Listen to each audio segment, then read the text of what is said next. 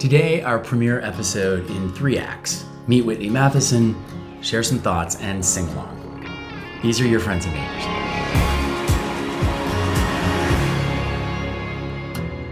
Welcome to Friends and Neighbors. I'm Benjamin Wagner. Nearly 20 years ago, on the back porch of his modest Nantucket summer home, children's television icon Fred Rogers said something to me that changed my life. "I feel so strongly," he said, "that deep and simple is far more essential than shallow and complex." My brother Christopher and I spent 10 years asking some of Mr. Rogers' friends and neighbors just what they thought he meant by deep and simple. And our documentary, Mr. Rogers and Me, premiered on PBS in 2012 and has aired, been downloaded, and streamed hundreds of thousands of times since. It's the best, most meaningful thing Chris and I have ever done together. And so for years we've asked ourselves, what do we do next? Well, meet friends and neighbors. In Friends and Neighbors, we're asking our own friends and neighbors from around the block and around the world how they're cultivating depth and simplicity in their own complex lives. How are they building community, finding inspiration, peace, and solace? Today we're asking my friend Whitney Matheson. Whitney is a pop culture writer living in Brooklyn by way of Fredericksburg, Virginia. From 1999 to 2014, she was the author of USA Today's Pop Candy blog, truly one of the first of its kind, covering television, music, movies, comic books. And since then, Whitney's had a stint as a journalist in residence.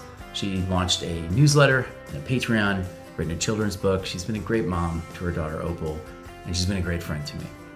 You can find Whitney on Twitter, Instagram, and Facebook, Patreon at Whitney Matheson, one word, and sign up for a newsletter at www.whitneymatheson.com. Whit!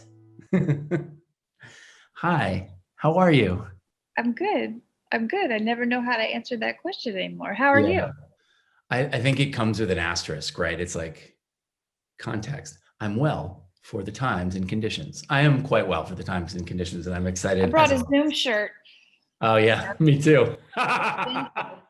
You frankly were present at creation on the topic of doing something like this. So bless your heart for joining me. I'm very excited to be your inaugural guest, but also it's a lot of pressure. So I hope that I live up to what you're expecting. For all the times that I've sat down and shared a beer with you and talked about life and truth and beauty, like I never really dug into like, hey, what about that? Or what about that? Or, so it's really a fun opportunity for me. Go for it. I could really use some therapy. So this is going to be very helpful. Isn't that what we've always done for one another as friends? I know that you're from Fredericksburg, Virginia, right? Yeah, I was born in Fredericksburg. Yeah, grew up in right outside of it in a bit more rural area. I grew up in like an area that's kind of between suburban and rural. But yes, Fredericksburg. I grew up down the road from the world's largest roller skate. I had no idea. How did I miss that? I'm intrigued by this idea that you were describing between suburbs and rural. So did it feel like it was slightly detached from sort of mainstream 80s, 90s America, or no? I mean, back then, yeah, I felt detached, but I think a lot of us felt detached, right? Back pre-internet days. Well, yeah, that's what I was getting at. Totally. Yeah. And how did your folks end up there? Like, what were you doing in Virginia, and what's the story with Sibs? I have a younger brother. He's 3 years younger than me. My parents were both teachers, and my mother's originally from Virginia, Smithfield, Virginia, the ham capital of the world. Oh and my dad's from Tennessee. They were both teachers. I accompanied one of them to school always throughout from kindergarten on up through high school. And is that a good thing? That must be, I mean, to me, that'd be a terrific fond memory. I adore taking my kids to school, but I think it's more fun when you're younger than when you're a kid. It's a little square when you're a senior. Yeah. And so, were they a pop culture influence? Did you come to it on your own through middle school, high school? Like, how did you and what was the first spark? Maybe they were, in the sense that I watched a ton of TV. Yeah. And when you grow up somewhere where there's not a lot of stuff happening and there aren't a lot of things to do and places to go, you can either go outside and be in the woods all the time, or you can be inside and I was listening to music and watching TV and absorbing a lot of that stuff. Was it Brady Bunch in syndication? What was the thing?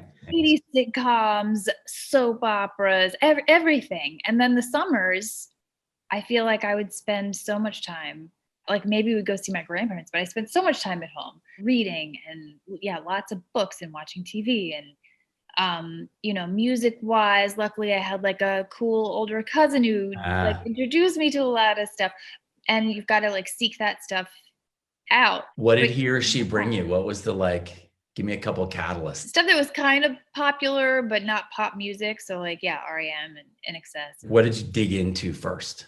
First, I was reading a ton, anything I could get my hands on really. And then TV, the choices were limited. So whatever was on the 3 or 4 channels that we got at the time. And then it was also colliding with like the advent of VCRs. So then, you have like the 10 tapes or whatever that you watch over and over. What drove the interest, the fascination? It was probably the excitement of knowing that there was a world outside of the small town that I grew up in.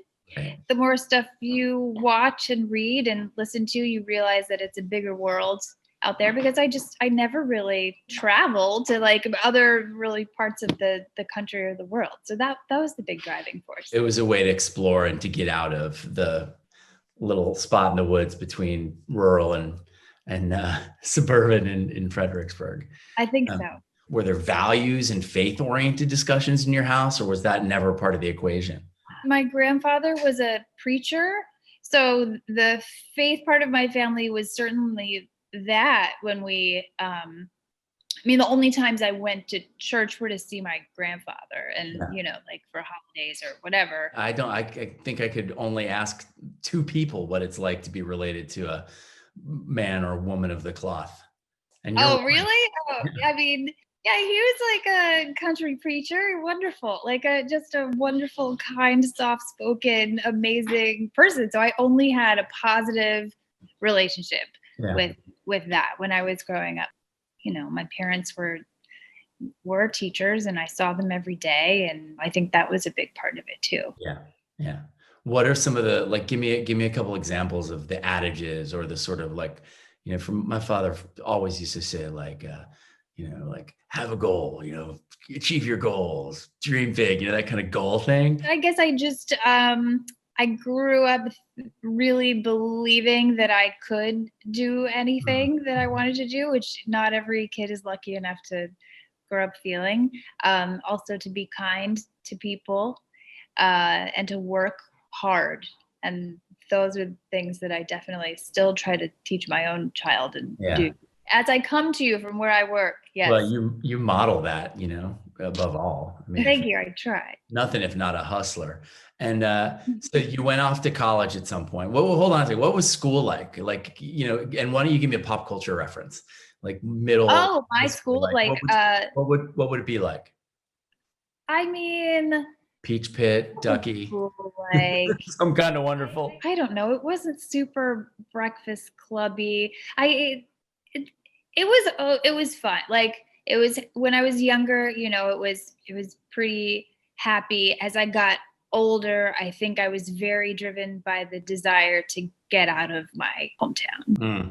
So I wasn't unhappy, but I was very desperate to see other things and learn other things and have more experiences. And so how did that manifest in terms of motivating you to get out of Dodge? That was a strong driver to college, for example? Well, yeah, it motivated me to work like hard in high school. And then in college, I went to the University of Tennessee in Tennessee, which for me was like I was like, oh my gosh, I've gotten out. Like I'm so far, I felt very far away, and then the same thing continued, I think, through college. Is I still had that motivation because also when I was a senior in high school, I went to New York for the first time. Give me a snapshot from that trip, like a detail. What's a memory? I was a senior in high school. I was chosen to be a makeover girl in 17 magazine. What? And so Claire Danes is on the cover from 1995. You can look it up. Wow. I went to New York. They chopped off my hair and dyed it red and put me in a crazy outfit. And yeah, it was like a whirlwind. I was probably only there like 2 days, not that long, but it was very influential on me. And as soon as I went, I could not wait to go back. Did you feel as though you saw a little bit of the magic being made, sort of the hamburger being made, if you will, or did Oh, you, of right? course, because And you did you want to be a never like part of that, or did you just want to live in that world, or it was just big and fast and bright? I wanted to be part of it because at that time I also knew that I wanted to go into journalism and I was a writer. And so like, even though I was like in this magazine, it was still like, oh Yeah. wait, I'm sort of getting a taste of the fact that this really exists and maybe it's possible. And yeah, so it was very important to me. And then I don't think I went back until when I was a junior in college and I got an internship in New Oh York. my gosh. Yeah. Where was the internship? At a very large fashion magazine. Amazing. It's practically like, No, it wasn't amazing. It was oh, is it horrible. horrible? Oh, no. Come on. I mean, it was You're amazing and jumping horrible. ahead, but tell me why it was horrible. I mean, I could fill in my own blanks. I could have written The Devil Wears Prada, but it was not really my scene. I'm not a fashion person. I'm not, I wasn't. When you're an intern, obviously, you're generally not doing the thing you want to do. Like you're kind of just observing other people do the thing you want to do. When you tell that, when you tell the career story to the younglings these days, how does that chapter play into the story? It was wonderful because it brought me to New York and I got to live there for a summer on my own. And that was an incredible experience. And I got to meet so many people. And it's just as important to learn what you don't want to do as it is to know what you want to do. And so I came back from that knowing like, wait, I don't really want to work I was thinking magazine, like, I don't think that's going to work. That's not exactly the kind of thing I want to do. I remember like doing something with like freelancers or like talking to and I thought, oh, they're the ones who actually get to write and to do the thing. And so, yeah, it was really important because I got to sort of figure out what I like and what I don't like. And according to the sort of internets, you practically went straight from, and maybe you did actually, because the internship was during college, you went straight back after college to USA Today. Is that right? Yeah, I went back. I took extra courses the semester after I got back from that internship, graduated early, and then went to USA Today. But also, I should say, that was in the end of 98, beginning of 99. That was also a time when there were a lot of jobs and journalism was doing very well. And there were a lot of publications that also were starting big, they were improving their websites or they were starting websites. And it was a very different landscape. And so, yeah, I started working for the website at USA Today. Yeah. You're selling yourself a little short. I mean, you obviously had moxie and hustle, or you wouldn't have ended up at the internship in New York from Tennessee in 1998, right? Yeah. I moved to New York and I was like, I'm going to work for Rolling Stone. And like a month later, I was interning for Men's Journal, which is down the hall from Rolling Stone. And then it was partly dumb luck, but also partly moxie and hustle. And like, so there's something about like 21, 22, 23, where there's some magic to that. Yeah, that fire. And I definitely had that start. Like, yeah, I had that fire for sure. You still have that wit. I think I still have a little bit. I know you. How did you make the move into what was early blogging? I was working at USA Today, but doing a lot of overnight shift stuff. I was in the news section because even when I started and I took a job and it wasn't the perfect thing, but I knew like, if I'm here long enough and if I work hard, then maybe they'll get to know me and they'll realize that I'm very entertained. Like I should be in entertainment. And when I was in college, I had written a column for the student newspaper that did very well. I had a great editor at USA Today. And I remember I had told her that I had this column that I had actually continued to do and sent out through email after I had left college. And she was like, why don't you try to write something and we'll post it and we'll see what happens. Yeah. That's what I did. And I wrote something and it built and built and I was there for 15 years. It is opportunity, timing, preparedness, right? Because you were writing on the reg and sending out basically a newsletter. Yeah, I was basically doing an email newsletter at like beginning of 1999. Provide a little context on how you or how your editor differentiated what you came to do versus what was the norm. Because I spent a lot of time trying to talk people into writing in the first person every day in my career. Yeah, my style was always very personal and very first person. And that's something I think I've always done since I was a kid. I've been told I have a lot of voice in my writing. And sometimes that's criticism and sometimes it's a compliment. I was writing about entertainment. I was writing about anything real. I think the first thing I wrote was about TV, but really anything that spoke to me in a very personal, relatable way, just because that's the way I like to write, and people responded to it. It started as a column. It slowly morphed because when people understood what a blog was, but I was also kind of doing a blog without any blogging software. So yeah, it was honestly just like a way for me to write what I had always loved to write, and then kind of realizing that on the internet there are all these other possibilities and ways that I could present things, and people loved a personal voice. That was that's what they wanted. I remember when I started at MTV News, we wrote in the third person, right? Like there was no bylines initially.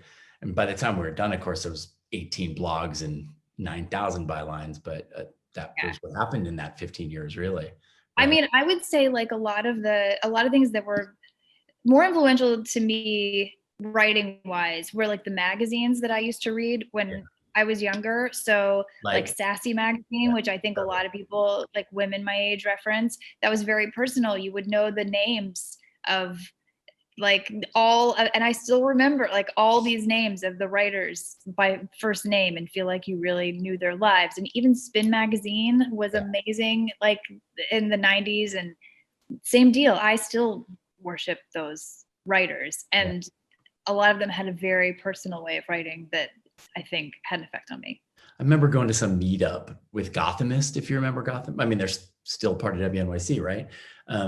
But back when like all of the people who blogged in New York City could get together in one bar, right? What I'm struck by now, and what's interesting with the context of community, which is so, sort of one of the core pillars of Fred Rogers' points of view, right?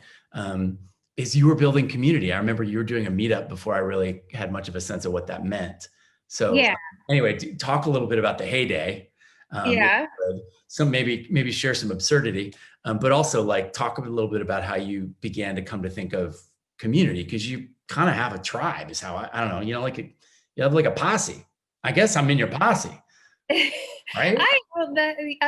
Sure. Well, keep in mind when I started working at USA Today, I was 21 years old. I was very young, and throughout all this stuff, and when I started that, so I was like 22 when I started doing a blog, and I think a lot of it was really I wasn't thinking about it. Like looking back, and people ask me about like cultivating community and all that stuff. It was very I really did not think about it at the time. I just did it, and I'm very fortunate that I had people who let me do like crazy ideas and do whatever I could think of. I wrote the thing, but I also threw those parties like everywhere I went, and like and some people would throw parties and I wasn't even there. I don't know that I was really thinking too hard about community, but I was very encouraged I got so many emails and I heard from so many people. And I was just very moved by like the fact that I was affecting all these people emotionally, that I think I just instinctively kept trying to amp things up. Mm-hmm. And also finding ways, because once you hear from so many people, it's not enough. I mean, I'm a writer and I do like to be alone, but I'm also I'm a pretty social person, I think. So it's kind of like not enough just to like, email people. It just seemed like a very natural next step to actually go and hang out with people in person. Yeah. You strike me as the kind of person who's like, I kind of want to do that thing. And well, I can do that thing because I know how to do that thing. And if I don't, I'll figure that thing out. And then you do the thing. Now I have nothing to lose whatsoever. So, who cares? Yeah, I'll do whatever. I'll do anything. You mean you have nothing to lose compared to 21-year-old Whitney? That's true. I mean, I totally understand your point. And in fact, initially I was like, oh, I feel the same way, sort of. But at the same time, there's a lot more stakes, which is a nice transition. Give me a little meet cute. if you don't mind, Oh my because I don't God. think I know the story about how you met your spouse. How I met my spouse? If that's okay. Yeah. Tell me Sure. about your ride. I met him when I was an editor at the college newspaper, and I was the entertainment editor, and he was a movie reviewer, and I made him see terrible movies. And we were friends for a long time, and then didn't date until after college. There was no dynamic between a managing editor and a contributing writer. Totally professional person. Right, I know, I'm teasing you, dude. So, And newsrooms, they're like, they're not no one ever meets salacious anyone at in a all. newsroom. Yeah. Mhm. So, tell us a little bit what I mean, I assume one day you woke up and got a crappy email from someone that said, thanks, but we don't need a blogger anymore. Is that about right? Oh, now we're fast forwarding to when I got laid off. Yeah. Yeah, I was lucky to work in media for 15 years. That's an insane run. I don't believe that anyone's going to have that anymore, ever, anywhere.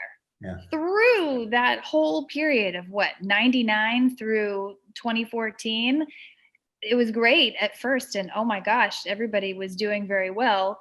And then, of course, every major media company started to fall apart. So by the time that I got laid off, I had most of my friends were gone, either gotten laid off or gone somewhere else. I had been furloughed several times. I mean, it was not, it sucked a lot, but it wasn't a huge surprise. Did it feel like a setback? I mean, it must. I mean, I remember spending time with you at that point, and I do. I saw you like days after that happened. I'm pretty sure it's the first time we hung out. Yeah, that's right. And we were both going through transitions. I was leaving MTV and going to Facebook, and I just remember both feeling kind of flummoxed, like, ooh. Mm-hmm. You told me. You remember what you told me? Chin up, shoulders back. I still say that. Hey, how about that? By that point, I had a baby. I had a 1-year-old, and I was very exhausted because it was just not sustainable for me to be in a job where I was writing like 10 things a day or however many, because my job when I was, in my 20s, it was my life. And then, I had a baby. I had just other stuff, and there's just no way that I could keep up the pace of what I had been doing. So I do think I would have reached a point of severe burnout, which I had experienced a few years earlier. So it was good in a way because it forced me to change things. But it was also very, very hard because that job was my identity for a long time. It was a good thing, but it was also very tough. The reason I ask is because I'm really interested in the resilience that's sort of subtexted in the pivot, right? Like, so then you go back to teach in Tennessee, and I'd like to hear about that. But then you again pivot back to New York. So like, you've got a real strong mode for resilience and transition and transformation. And that's really interesting to me. Where do you find the fire? Like some people just put their tail between their legs and call it, Oh, I've always had that fire. I'm never going to lose that. I'd turn it around.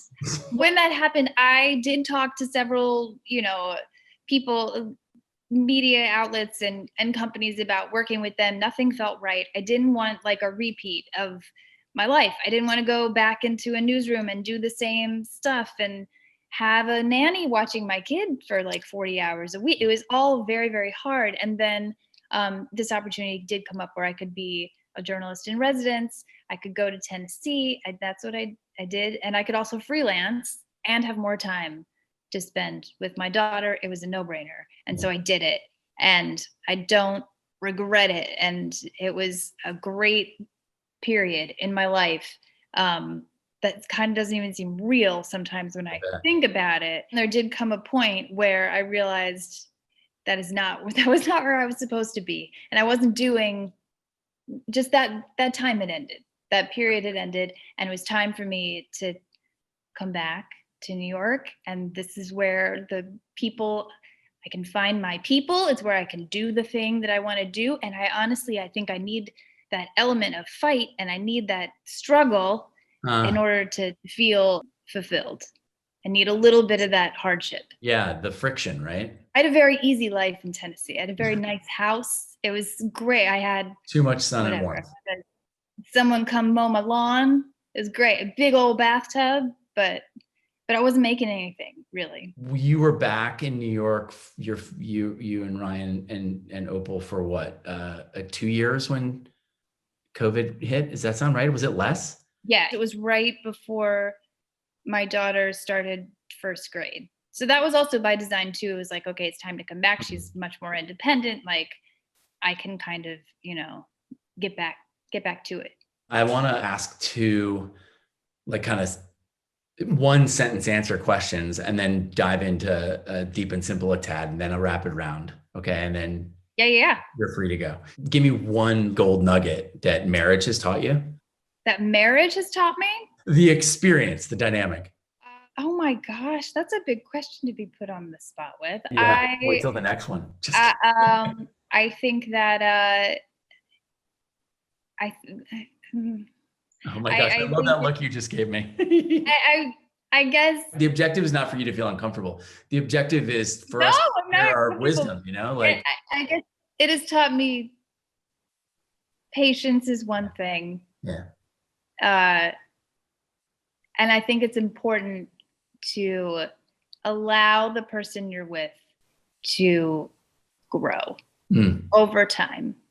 I think it's just important to remind yourself that people evolve over time, and sometimes people need time and space. Yeah. And it's good to allow people time and space. Yeah, I mean, I moved to Tennessee, and that was one big reason. I needed time and I needed space. And now I'm back in New York. I have no space again. The similar question is, what has motherhood, or what give me a great nugget of wisdom or experience or takeaway from motherhood thus far? Oh my goodness. My daughter went back to school today for the first time. Oh, motherhood, I don't know. I really just what's the question? I'm so tired. Motherhood's taught me that I'm tired all the time. We talked a little bit about community, but I'm interested in how you cultivate it, how you contribute to it, what you derive from it. When you say community, I think of a physical community, because I do have, I think, a virtual, as do we all, right? But I have a virtual community and people who do read my stuff if I send it out. And there's that and cultivating that, and that's virtual. But the real, what you have to have is a physical community. And I think like during these last few months, like that's become more apparent than ever. So yeah, for instance, like I work in a studio because I know that I am great if I can have a little time by myself, but I know I am better when I am around other people and I'm surrounded by other, especially creative and smart people and people who are very encouraging. So that's very important to me. And then of course there's like the community I have just in my neighborhood with like people from my child's school and stuff. But yeah, it is important for me to like physically interact with people. Yeah. I'm interested in reflection. Like, do you have a tactical approach to like, okay, it's Friday at 5, I'm going to do this thing that I always do? Or do you just have a spider sense that tingles and says, I need a minute, I gotta go? Well, yeah. Right now, yes, that's a funny thing to ask. Like, I walk a lot and I get outside a lot, and when I got my hair done for the first time after all this craziness, I walked across the Manhattan Bridge, like into the hair salon. So like that sort of stuff is good. But then I also, I write a lot, and that's important too, I think, when it comes to that. Is the writing its own form of meditation and reflection and sort of? I think it's a way to process things. Yeah, for sure. Absolutely. Yeah. When the person comes in and says, I love what you used to do, and you're like, well, let me tell you what I do now. What is your elevator condensation of your elevator pitch? What you do now? Well, I do a weekly newsletter that I send out, so that is free and anybody can sign up for it. And it's very similar to what I used to do, but it's also sometimes a little bit more experimental and crazy. So I do that. I've written some children's books. I've written a play that hopefully will be seen one day when plays come back. Gosh, I forgot about that play. It's a striking play. There are many things that I have done, and then I do other stuff that's, more the stuff that's paying my rent, because the short stories aren't really paying the rent. But now I do a lot more because I have that freedom. Is it as rewarding as it is challenging to manage the multiple channels versus the single channel of USA Today? Do you know what I'm asking? Yes, it's way more fulfilling. It tingles more parts of my brain. Yeah. I think, because I have, and even the stuff the freelance work that I do for that I get paid for is still interesting stuff. I work with like a lot of TV networks, and I ghostwrite sometimes for people. I do a million different things. Sure, you do words and pictures too, right? What? Language, like writing, is your thing. But then I was like, oh, but there's actually, I've also seen some There's really some great lovely drawn pictures. New Yorker type cartoons, Oh, well, you're very kind. Well, they're so like simple and clear and striking and often funny and moving simultaneously. I mean, nicely done. Thank you. Are you ready for the rapid fire round? This is just for fun. Okay, let's do it. What does this mean? I have to answer quickly. These are all like your top, not necessarily favorite, and it could be of the moment. We've not rehearsed this at all. I don't know who's your hero. About to happen. My hero? Yeah. Oh God, my hero, Pee Wee Herman. What's your favorite month? Oh, my favorite month, April, because it's my birthday, and my birthday is my favorite day of the year. There's many reasons we're friends. What's the quote you live by? Shyness is nice, but shyness can stop you from doing all the things in life you'd like to. But that's a Smith song. Yes, it is. Yes, it is. Okay. Morrissey. What's your go-to place? If you're somewhere you can go just like to restore your soul, what's that place? Anywhere in the world? Anywhere in the world? Oh God, the Strand bookstore. Perfect. Book. Top book. Top book ever? You can answer it any way you want. I know that's hard for you. Give me a book you love. Top book. Oh my God. I mean, I want to say like Harriet the Spy, or Writing Down the Bones is good, or Please Kill Me. You can give me the same for movies. I like Harold and Maude, or Shortcuts. I love that movie. Okay. Last one. REM song. My favorite REM song, Driver 8, followed by Don't Go Back to Rockville. Or, really? Perfect. Maybe Pretty Persuasion. I can give you like a top 10. But Driver 8, number one. Always. Well, we'll do that podcast someday. My favorite music is still the music I liked when I was 15 years old. It always will be. Me too. Well, you did it, and it was awesome. You're my inaugural guest on Friends and Neighbor. You're my friend and my neighbor, and I'm grateful. It was very enjoyable for me. Thank you very much. What's your favorite REM song, though? South Central Rain, probably. Oh, yeah. But Driver 8 is the first song that I played with Smokey Jungle Frog, my band in college. Like, that's where we realized that we knew that we could be good. So it's funny that you mentioned that. Perfect song. Meantime, chin up, shoulders back. Bye. Bye.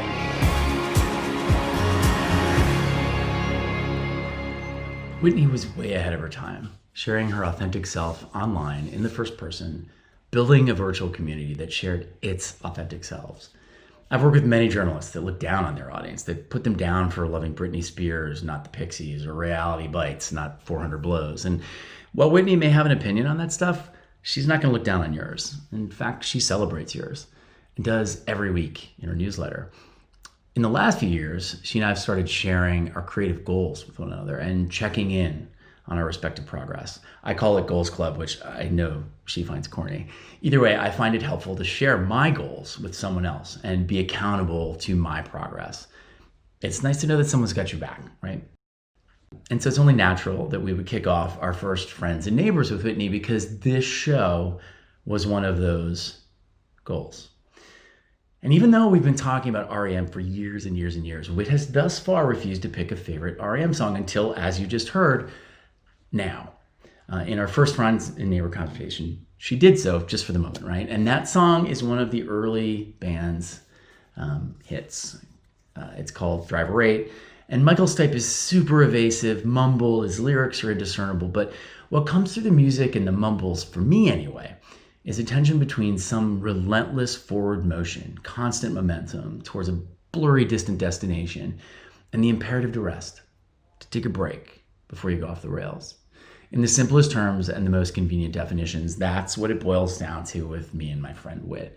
We help each other recognize and balance the tension between momentum, relentless, and the imperative to rest.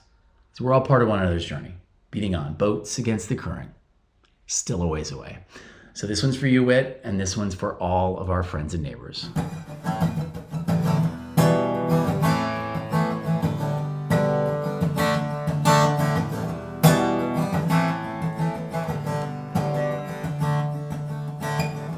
Walls you build up, stone by stone, fields divided one by one, and the train conductor says, take a break, driver eight, take a break, we've been on this ship too long. Train conductor says, take a break, driver eight, take a break, we can reach our destination, still a ways away, still a ways. Saw the treehouse on the outskirts of the farm, flower lights have floaters so the airplanes won't get smashed. The bells are ringing through the town again. Children look up, all they hear is sky blue. Bells are ringing, and the train conductor says, take a break, driver eight, take a break. We've been on this ship too long. Still a ways away, still a ways away, still a ways away. Wait fuel to hated heat, way to put myself to sleep. Way to fuel the hated heat, way to put myself, my children do.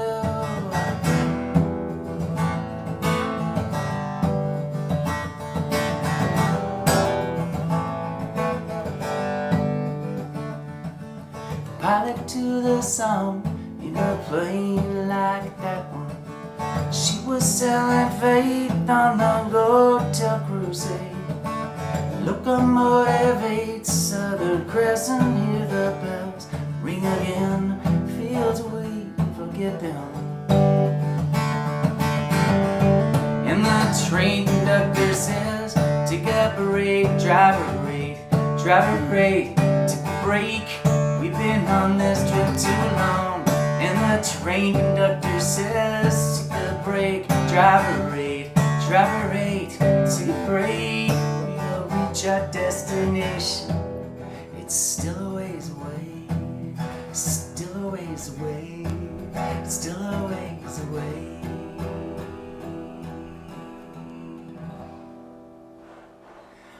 Remember, there's something of yourself that you leave at every meeting with another person.